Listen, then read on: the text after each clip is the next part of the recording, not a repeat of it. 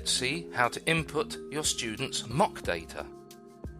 So the students have sat their exam, the papers have been marked, and now we're going to input the results. So we go back into the mock analysis service. We go back to the find papers and manage the students' mark, where we found those papers in the last section.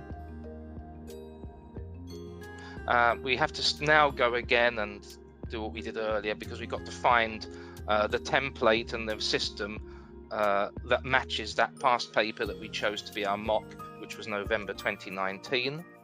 And now there's different ways you can enter the marks. You can enter it by an individual student if you've got a small cohort, or perhaps you could just pick the students who were below their target grade. So this is one thing that I used to do at my own school. If a student was above their target grade and did rather well, then when you actually mark it yourself, it's the ones who need that intervention. You could perhaps just focus on those initially. This is an individual student. Remember, this is the paper that obviously matches that I've marked, because there's 3 papers per student. Now, obviously, we haven't got a student here, so I'm just going to search for one. So they obviously come from the ones that were populated within that group that you put in. You can just put their name in. And so what we've got here is they got that bit right. Lots of 1-mark questions at the beginning of a foundation paper. They got that one wrong, unfortunately. 0 and then 1. I used to get the students to have the paper beside them, and then they used to read out their mark as they went through, and I'd fill it in for them. And it's kind of part of the process. If you put in 2, it'll tell you you can't have 2 out of 1, and so on. Now, the other thing that's important is you've got your parts A, B, and C. So when you're marking the papers, and you probably need to tell the department who are marking this, your colleagues, is you need to have the separate parts. So it's not just a total for number 6, which makes it easier for totting up at the end.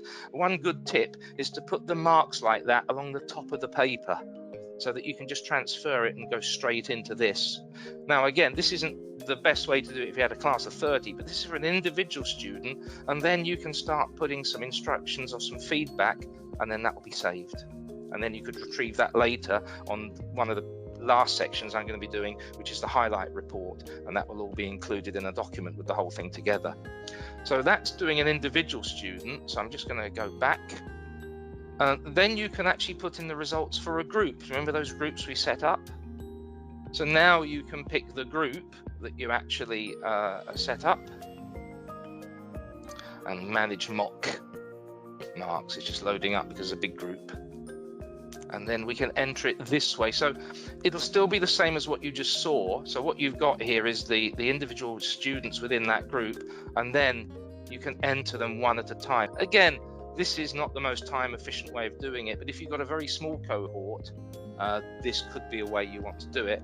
But I would say the best way to do it is by doing a bulk import, as we say. So what we do, we click on the bulk, and then we'll get another spreadsheet, and here it is.